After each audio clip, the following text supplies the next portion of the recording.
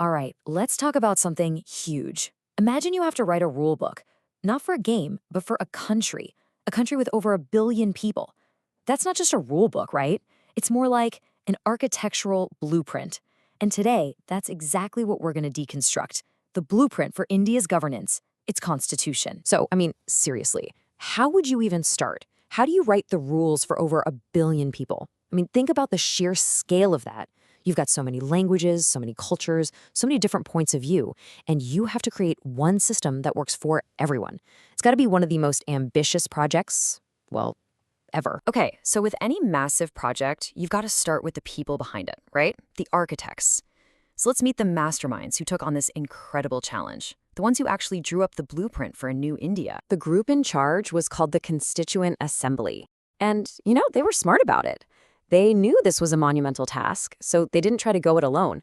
They brought in a real legal heavyweight, Sir B.N. Rao, to be their guide. He was the expert who helped them sort through all the tangled legal questions and big ideas they had to tackle. Now, this is crucial. For this blueprint to have any legitimacy, it had to represent everyone. So they designed the assembly itself very, very carefully. The basic idea was simple, about 1 seat for every million people.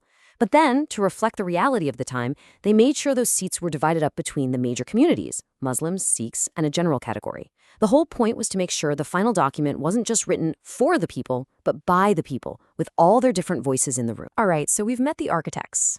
Now let's look at what they built first. The foundation. And in this national blueprint, the foundation is the part that protects us. You, me, every single citizen. These are the fundamental rights, and they hold up everything else. And let me be clear, these aren't just some fluffy, nice-to-have ideas. The Constitution turns them into a literal shield, a powerful, legally binding shield. And who is that shield protecting you from? It's designed specifically to protect you from the misuse of power by the government itself. That's its whole job. And this shield gets really specific. Take Article 20, for instance. It gives you 3 core protections that are honestly the bedrock of any fair system. First, you can't be punished for something you did if it wasn't a crime at the time you did it. Makes sense, right? Second, the government can't try you for the same crime twice. That's double jeopardy. And third, and this is huge, you can never be forced to be a witness against yourself. The right to remain silent. But here's where it gets really interesting. The blueprint's right to life doesn't just mean the right to, not die. Over the years, the courts have expanded it to mean the right to a dignified life. And you might be surprised what that includes. Things like the right to sleep, the right to your own reputation, even the right to be free from noise pollution. It's wild. It shows you just how deep and how human this document really is. Okay, foundation's in place. Now let's look up at the main structure, the big pillars holding everything up. We're talking about the most powerful jobs in the country. How does the blueprint actually define what they can do? And maybe more importantly, what they can't? You'd think getting to the highest office might be complicated, and it is, but it's all laid out. Take the president. You can't just wake up one day and say, "I'm running for president." Nope. First, your nomination has to be supported by 50 electors. Then, another 50 have to second it. It's like a built-in check to make sure you have some serious support before you even get on the ballot. And then there's this little detail. You have to put down a security deposit, 15,000 rupees. Now, you might think, okay, that's not a crazy amount of money, but here's the clever part. If you run and you don't even manage to get 1/6 of the votes, you lose that deposit. It's a simple, elegant way to weed out people who aren't really serious contenders. The blueprint also gives the president a kind of toolkit for justice, what we call clemency powers. But each tool is for a very specific job. A pardon? That's the big one. It completely wipes the slate clean, like the crime never happened. A reprieve is just hitting the pause button on a sentence. Remission shortens the sentence, but the conviction stays.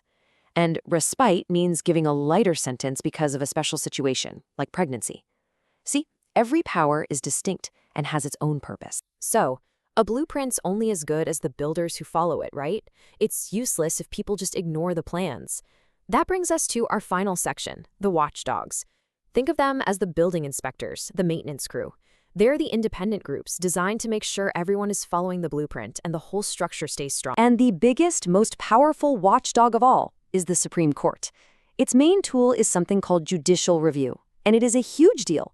It means the court can look at any law passed by Parliament or any order from the government and ask one simple question: does this follow the blueprint? If the answer is no, if it violates the Constitution, the court can declare it illegal and invalid. Boom, gone. It is the ultimate check on power. Then you've got another really important watchdog, the Lokpal. This is the country's anti-corruption agency. And to really get what they're about, you just have to look at their official motto. It comes from an ancient Sanskrit text, and it's incredibly powerful. So what does it mean? It translates to, do not be greedy for anyone's wealth. It's that simple. It's a tireless piece of wisdom aimed squarely at the very modern problem of corruption. I love how one expert described the Lokpal's job to be the institutionalized public conscience. What a great way to put it. You know, the blueprint even gets into the nitty-gritty of one of the trickiest subjects there is: money. Specifically how to slice up the national tax pie between all the states. To do this, the Finance Commission uses this really detailed, data-driven formula. And it's a real balancing act. See, most of it, 45%, is based on a state's income level, trying to help out the poorer states. But then it also factors in population, land area, and it even rewards states for good performance in things like managing their population growth and protecting forests. It's not just about need, it's also about incentivizing good governance. So there you have it. We've seen how it was designed by its architects to be representative. We've seen the foundation of rights that protects every single citizen. We've looked at the pillars of power and the rules that guide them. And finally, we've met the watchdogs who keep the whole system in check.